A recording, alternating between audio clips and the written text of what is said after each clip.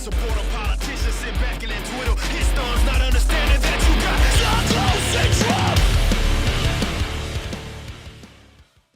Bueno, ¿qué tal amigos? Esto es un nuevo episodio de Anarcos y bueno, vamos a estar discutiendo sobre cómo funcionaría la defensa territorial en la anarquía. Y bueno, ¿quién va a evitar que conquisten los ejércitos? Recordemos que el anarcocapitalismo promueve la privatización de los servicios esenciales que ahorita provee el Estado, que son la seguridad, la justicia y la defensa. Ya en los episodios anteriores vimos la seguridad, cómo sería más o menos el sistema de seguridad y cómo se proveería la justicia en anarcocapitalismo.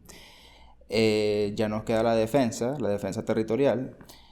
Creo que este es el último punto en el que define realmente la necesidad de Estado o el surgimiento del Estado, y que incluso, bueno, se podría determinar que el verdadero Estado mínimo estaría conformado nada más por la provisión de defensa territorial, dado que incluso teniendo Estado mínimo, creo que es posible que exista tanto servicios de seguridad privados como servicios de justicia privados, porque es algo que ya se ha visto históricamente en otros modos de gobierno, donde la seguridad y la justicia no era una actividad del monopolio coercitivo, sino que era algo que la propia sociedad podía resolver. Pero sí, ya la defensa históricamente siempre ha sido algo de ese monopolio de coerción. O sea, usualmente es la razón o el medio, más bien, con el que se realizan las conquistas y se legitima el Estado. Pero bueno, sí, el anarcocapitalismo promueve también que ese servicio sea privatizado también, dado que una descentralización de ese servicio mitigaría los errores que tiene el Estado actualmente con la formación de ejércitos y el desenvolvimiento en las guerras y la protección del territorio en sí.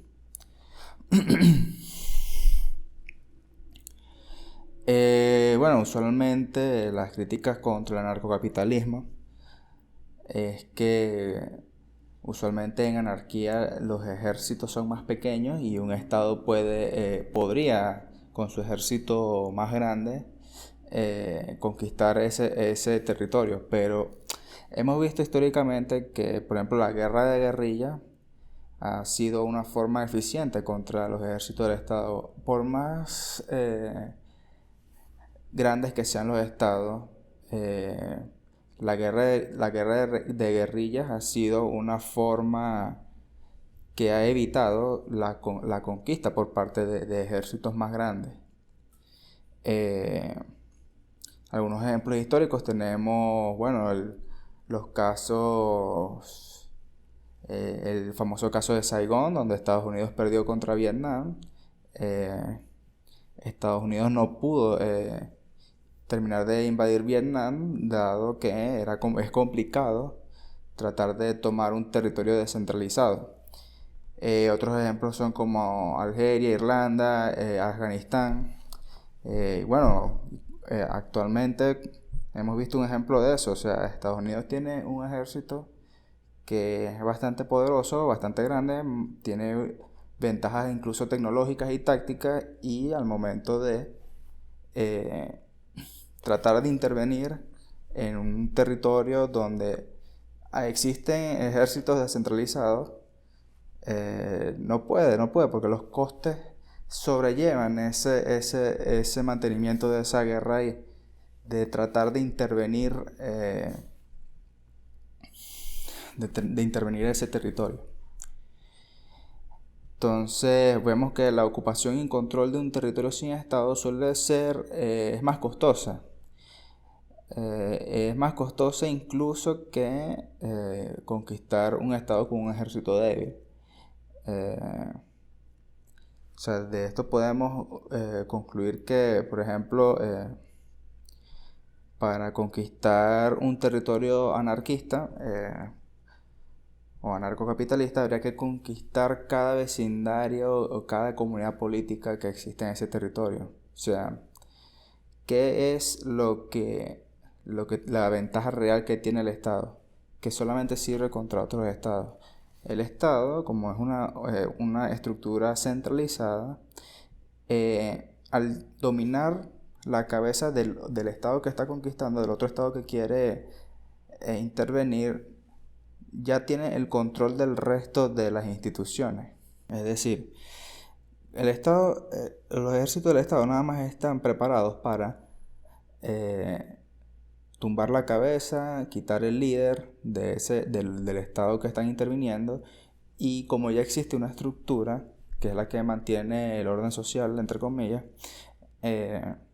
solamente con cambiar la cabeza ya tienen dominada la estructura. Pero eso es imposible en una sociedad descentralizada donde no existe una cabeza de Estado, una cabeza política, una cabeza de la comunidad política, porque recordemos que, como ya habíamos mencionado en los episodios anteriores, la anarquía se trataría de varias agencias en un mismo territorio, agencias de seguridad de diferentes dueños, de diferentes accionistas, de diferentes clientes, de diferentes comunidades que sí tienen intereses distintos. Entonces es difícil conquistar plenamente un territorio de esas características. O sea, el Estado solamente sirve para conquistar otro Estado, no sirve para conquistar ejércitos descentralizados, y eso lo vemos, ya mencionamos los ejemplos anteriores históricamente. Por más grande que sea un ejército, no es muy costoso ponerse a intentar derrotar todos los ejércitos, todas las escaramuzas que se encuentran ahí, porque los costes son muy altos, el ejército se va a desgastar, es difícil. Por más que el Estado tenga una forma de financiamiento que no se ve en el mercado, la cual es el expolio a través de los impuestos y la inflación, como ya mencionaba, por más que los estados se financien de esa forma, los costes de mantener un ejército afuera, invadiendo, tratando de conquistar un territorio descentralizado, o sea, de ejércitos descentralizados, es difícil.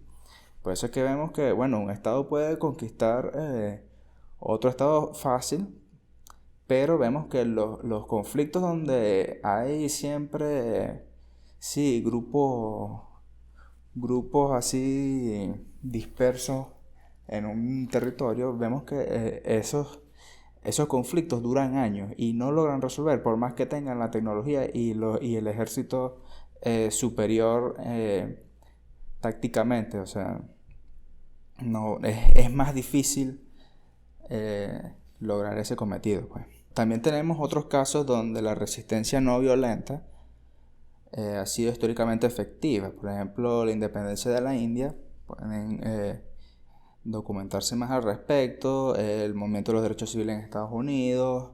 El movimiento de los solidarios en Polonia. Vemos que esos movimientos lograron, o sea, mediante las protestas no violentas, lograron hacer un cambio en sus gobiernos autoritarios. Y bueno, el colapso de la Unión Soviética, no fue necesario una guerra contra ese estado, sino que ese modelo de gobierno cayó bajo su propio peso por la ineficiencia que tiene ese aparato estatal. Entonces, tenemos que solamente la mejor estrategia para asegurar la defensa en una sociedad es evitar conflictos. O sea, solemos ver que sí, mientras se trate de evitar el conflicto, estamos ya asegurando la mejor defensa que puede existir para una sociedad. Ya cuando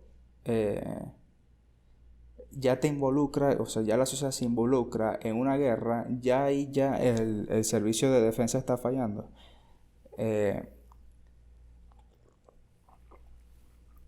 Como habíamos mencionado en otros episodios, incluso en la crítica a Robert Nozick, las agencias dedicadas a la defensa y la seguridad no les conviene estar guerreando entre ellas porque esos son costos muy altos que tienen que estar gestionando, incluso para los propios estados en la actualidad. No les conviene mantener ese gasto incesante de gasto militar porque no, los beneficios van a ser muy pocos y no vas a poder compensar todo eso que se ha gastado. Por eso es que usualmente la mejor estrategia es evitar los conflictos eh, para evitar que escale y ocurran daños mayores. Pero a pesar de todo eso, vemos que existen las guerras. Entonces, primero tenemos que ver por qué ocurren las guerras o cuáles son las teorías que existen actualmente sobre por qué ocurren las guerras. Una de las teorías dice que es por las tierras y los recursos. Usualmente, sí, tratar de dominar un territorio porque tiene recursos que les puede servir para, bueno, sí, seguir manteniendo el dominio. Una sugerencia también para el propio anarquismo es que tendría que empezar en un territorio con poca o ninguna disputa histórica, porque lo que sí se ha notado es que las guerras suelen empezarse por territorios donde sí, donde han tenido un antecedente de disputas históricas continuas, o también por una gran cantidad de recursos. Si el anarquismo empieza a surgir en un territorio donde no tenga estas características, posiblemente pueda perdurar y pueda extenderse de manera exitosa. Otra teoría que explica el surgimiento de las guerras es la espiral de conflicto. En la actualidad, usualmente un estado es el que empieza el conflicto y otro estado responde, y ahí se va escalando hasta que el conflicto no tenga solución y empiece en una guerra. En anarquismo es difícil que esto ocurra porque, como ya hemos mencionado, cada vez que se escalan este tipo de disputas son costos más altos que tienen que acarrear las agencias y por eso no les conviene estar guerreando. Siempre van a tener una posición más defensiva, tratar de evitar los conflictos, que es lo que vimos que es la estrategia que asegura una defensa a la sociedad. Otras guerras son por dominio. Son estados que quieren mostrar su poder frente a otros estados. Esto suele ocurrir más que todo con estados que tienen un poder similar entre ellos. O sea, es muy raro ver, o sea, se puede buscar históricamente que un estado superior o un estado que tiene un poder bastante grande quiera tratar de dominar un estado pequeño que no perciba una amenaza seria al estado superior. Usualmente ese tipo de guerra es porque quiere mostrar más opulencia, quiere mostrar más poder frente a otros estados que se consideran también igual de poderosos.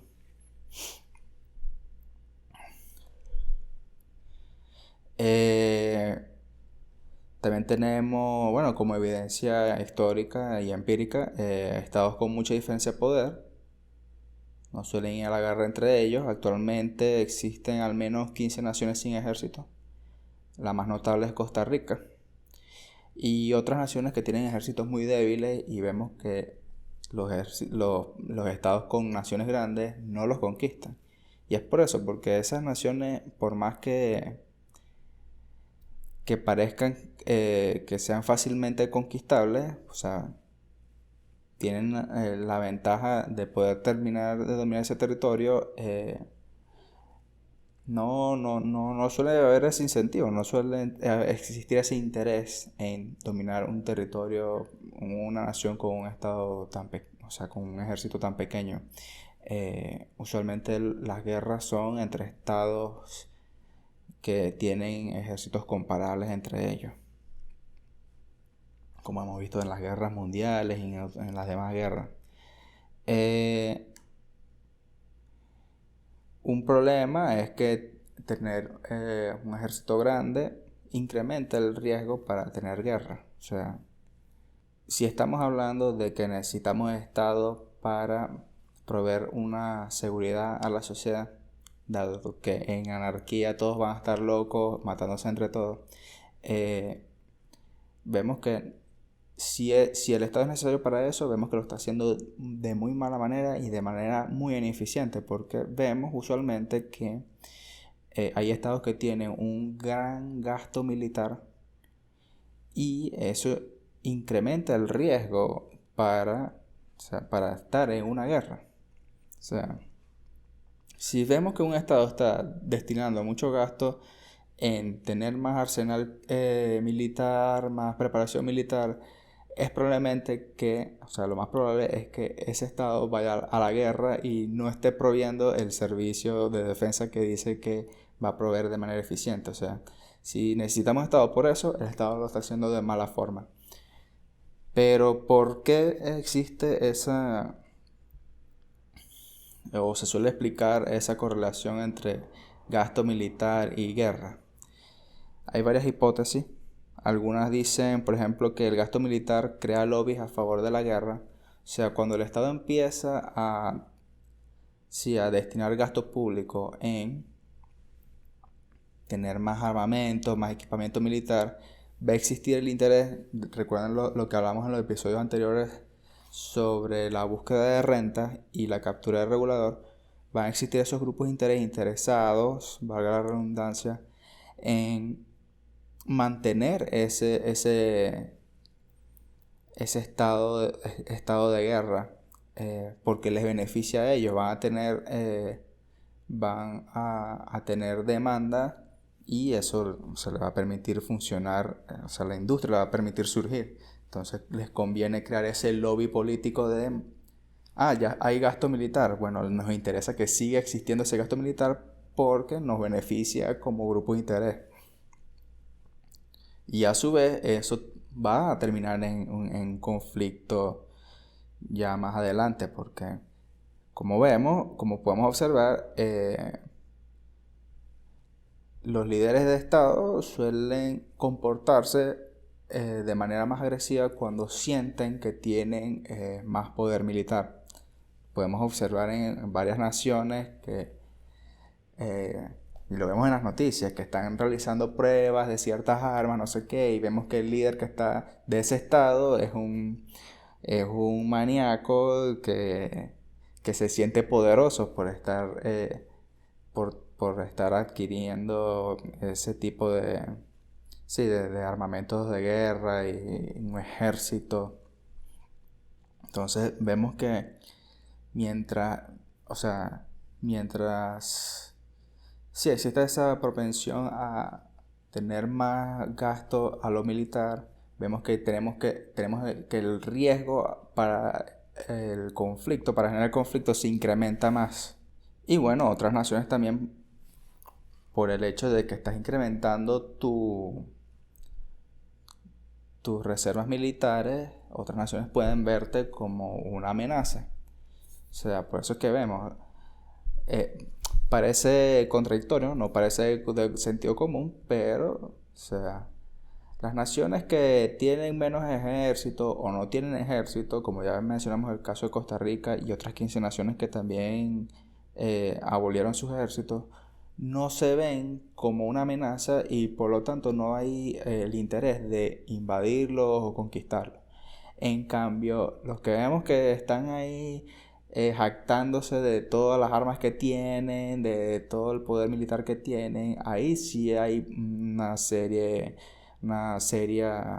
amenaza que se puede notar, que puede escalar a conflicto. Entonces, sí, lo que nos demuestra el comportamiento de los estados es que evitar conflictos, o sea, las agencias en la anarquía van a estar dedicadas a tratar de evitar conflictos porque esa es la mejor forma de defensa y una que está más alineado a los rendimientos entre costo-beneficio para no desperdiciar los recursos de mala manera como hacen los estados actualmente. Otro caso también es que actualmente los países democráticos no entran en guerra entre ellos. O es muy raro, pues es muy raro que ocurra eso. Eh, hace 200 años o 50 años, no, 50 no, pero sí, ese periodo entre 80 y 200 años, había menos países democráticos. Vemos que usualmente los conflictos eran entre países que no eran democráticos. En la actualidad, o sea, a medida que los países democráticos han ido en crecimiento, no han existido conflictos entre esos países democráticos en sí. Usualmente los conflictos que vemos en la actualidad son contra países que no son democráticos, porque como ya habíamos mencionado, suelen presentar una seria amenaza y bueno, suelen escalar los conflictos de manera más plausible. Pero, ¿qué puede explicar que entre los países democráticos no existan tantos conflictos armados? Hay varias hipótesis. Por ejemplo, que entre estos países democráticos ya existen intereses comerciales, existe una hegemonía de valores liberales y de prosperidad democrática. Cuando hablamos de hegemonía de valores liberales, sí, son esos valores que defienden la propiedad privada, por más que sea de que, ay, no, estos países son socialdemócratas, no estamos yendo más a la izquierda. Sí hay un peligro en los estados que existen actualmente, pero en las naciones democráticas, por más que sea, y es un rayo de esperanza, sí se suelen defender en cierto grado la propiedad privada, la libertad de contrato, la libertad de asociación y desasociación. Entonces sí se puede ver ahí que entre los países democráticos no existen, no se ve, no está bien visto eso de que hayan conflictos entre ellos, sino que todo lo intentan resolver de manera diplomática, lo que hablamos de evitar los conflictos. Entonces podemos concluir de esta parte que si en los países democráticos existe esta tendencia a evitar los conflictos armados, es posible que la anarquía surja dentro de esos países democráticos, ya que no existirá esa percepción de amenaza, sino que es una sociedad libre, basada en el comercio, en la libertad de contrato, de asociarse, de desasociarse. Sí estaría difícil, por más que hayamos mencionado que los estados grandes no tienen interés en conquistar estados pequeños, es menos plausible formar una anarquía entre varias dictaduras, porque probablemente no sobreviva, pero como hemos visto, entre países democráticos probablemente la anarquía o el anarcocapitalismo pueda surgir, ya que no va a estar la amenaza, como ya mencioné, de ejércitos, porque sí, o sea, es el avance de los valores liberales que se van adoptando a medida que pasa el tiempo. Y como dato curioso, eso lo podemos revisar, los conflictos a través del tiempo han disminuido. Puede parecer que no, porque estamos más propensos a consumir más noticias, estamos más expuestos, tenemos una exposición más prolongada a las noticias y siempre pareciera que vemos que hay conflictos, pero si revisamos los números de conflictos a través de la historia, actualmente estamos en una época donde hay mucho menos conflictos que hace 20, hace 30, hace 50 años que sí existían muchos más conflictos.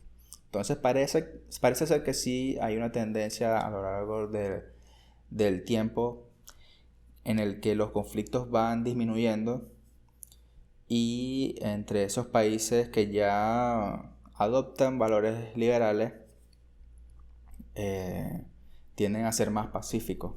Y eso es bueno porque si se sigue esa tendencia, el anarcocapitalismo va a ser perfectamente viable. O sea, el problema de que el principal problema que se tiene contra la anarquía es que, o sea, no es quién hará las carreteras, si la policía, si la justicia, no.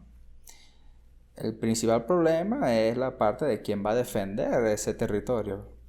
Pero si estamos viendo que existe una tendencia a ser más pacifista, a que entre los países democráticos no hay conflictos de guerra entre ellos, o hay muy pocos, pues, se puede hacer viable en el largo plazo el surgimiento del anarcocapitalismo dentro de esos países democráticos, y que se vaya expandiendo de igual forma, en el que todos vayan adoptando ese conjunto de valores que, si lo vemos, son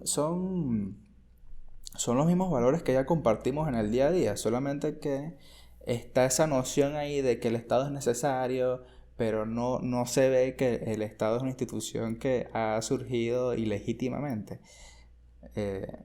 O sea, es prender esa chispa ahí para que en el futuro la gente vea a los estados como un conjunto de instituciones barbáricas, incivilizadas, así como actualmente vemos, por ejemplo, la esclavitud. O sea, antes la esclavitud estaba normalizada, ahorita en la actualidad tenemos interiorizado que la esclavitud es algo malo, y sin ser un promotor de alguna ideología. O sea, en esa época los que estaban en contra de la esclavitud eran los abolicionistas.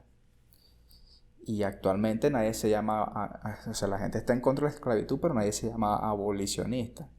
Probablemente pase en el futuro con los libertarios, con los anarcocapitalistas. O sea, en la actualidad sí, están los anarquistas, los libertarios, pero puede ser que en el futuro, o sea, y es el ideal que realmente se está buscando, que nadie se tenga que estar llamando libertario o anarcocapitalista, sino que ya tenga interiorizado que las comunidades políticas tienen que ser voluntarias, y que venga una institución de manera coercitiva a conquistar, a mandar sobre todos porque es más fuerte, sea como que es eso es inmoral. O sea, es raro, pues está mal.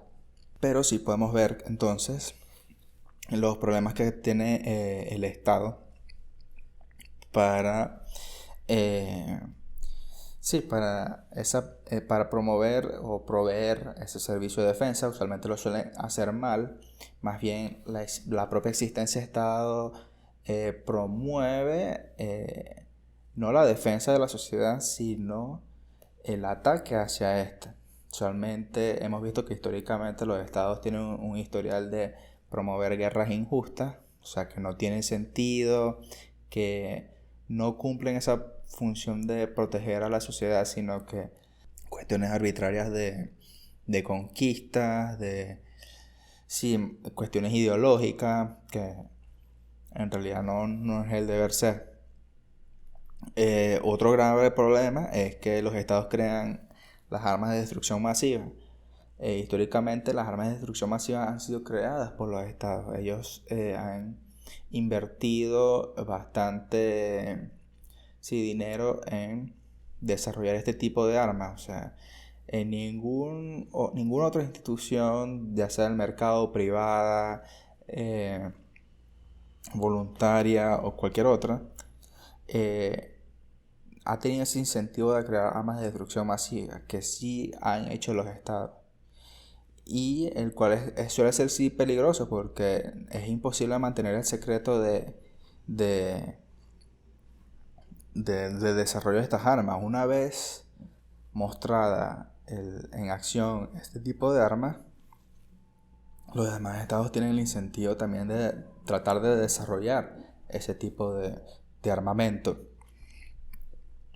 Como vimos en la Guerra Fría, o sea, una competencia de ver quién podría crear armas atómicas, armas nucleares, y eso era una constante demostración de poder entre las grandes potencias, los que habíamos mencionado, que usualmente las guerras son entre estados grandes, estados con poder militar grande.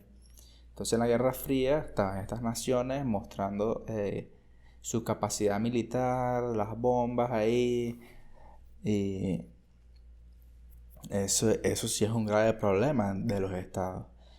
En la Guerra Fría hubo una alta probabilidad de que la humanidad se hubiese extinto de tanto mostrar ese grave problema o sea, de estar sí, comparando quién tiene la bomba atómica más poderosa, y era un alto riesgo. Todavía existe el riesgo, todavía hemos visto algunas noticias de cómo algunos todavía siguen haciendo pruebas y todavía los estados tienen la capacidad eh, y las tienen en este momento, o sea, las potencias, armamento nuclear que en cualquier momento podrá acabar con la civilización.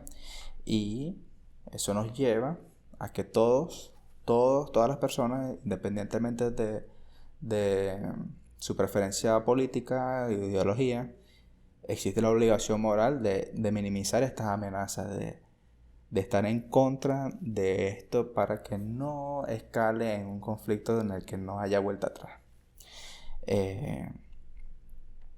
Pero sí, vemos que la existencia de Estado promueve este tipo de cosas que sí se suele decir, ¿no?, que el Estado es necesario para la defensa de la sociedad, pero hemos estado viendo que la propia existencia de Estado promueve el escalamiento del conflicto.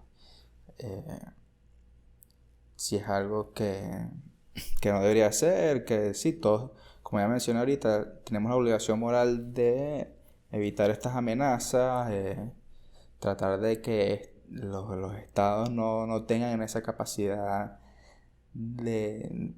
militar que suele causar más conflictos, no resuelve ni defiende a nadie. Y bueno, esto ha sido todo el episodio. Ya hemos visto cuáles serían los incentivos para que en el narcocapitalismo la defensa sea promovida de una mejor manera. Ya esto va relacionado también con lo que ya habíamos mencionado sobre los servicios de seguridad y justicia, la competencia entre las agencias en un mercado abierto, la competencia por clientes, por accionistas. Ahí sí hay un tema con lo de privatizar, porque se suele creer que la privatización es que la agencia va a ser de un solo dueño y más nada, y el dueño va a ser arbitrario con las decisiones dentro de esa agencia y con sus clientes, pero curiosamente eso es lo que ocurre más bien con el Estado. O sea, en el Estado hay más incentivos de que un grupo de interés sean los que usen el Estado a su antojo de manera arbitraria, promoviendo leyes que solo les beneficia a ellos en detrimento de los demás. En una agencia privada bien puedan existir accionistas que actuarían como, o sea, copropietarios de esa agencia. O sea, no es algo que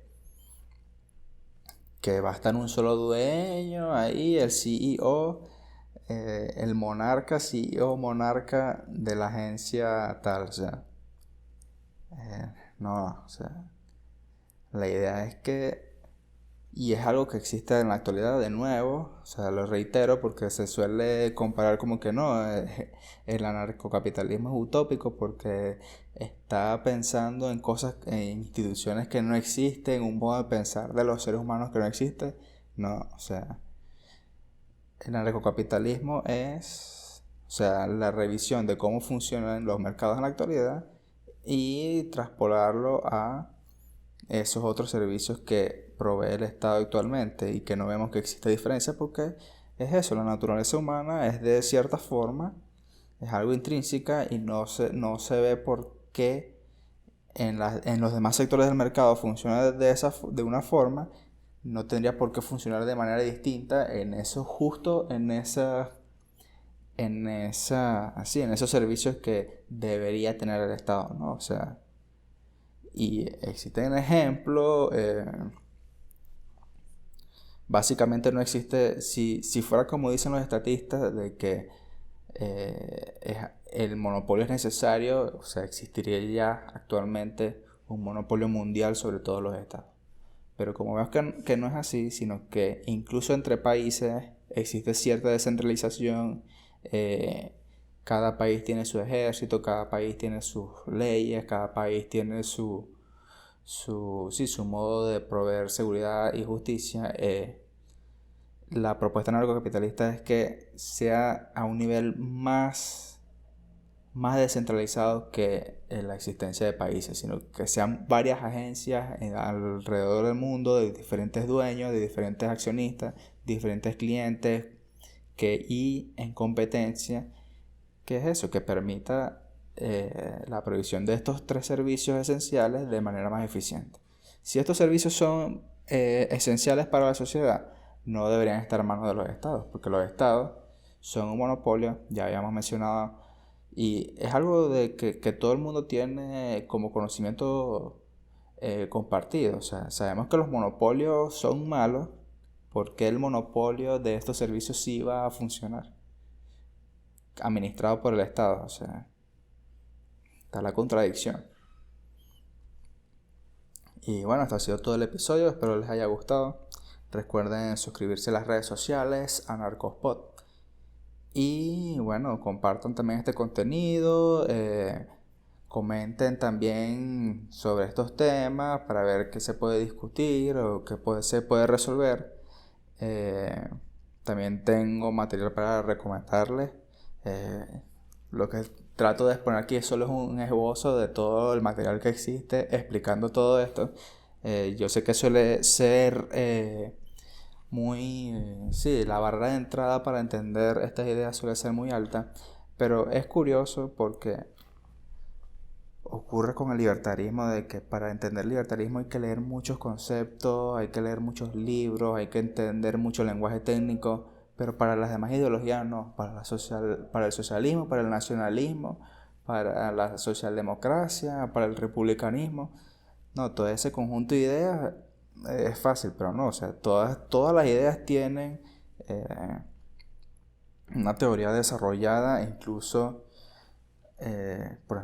sobre todo las izquierdistas. Las ideas izquierdistas tienen, si leen la teoría cruda que tienen, es algo que es bastante complejo y que vemos que, por ejemplo, los que apoyan esas ideas, sus votantes, no tienen conocimiento de eso, pero sí tienen como un mantra que les permite apoyar esas cosas. Entonces, eso, igualito aquí estamos tratando de explorar todos estos temas, de ver todas las propuestas que existen y bueno,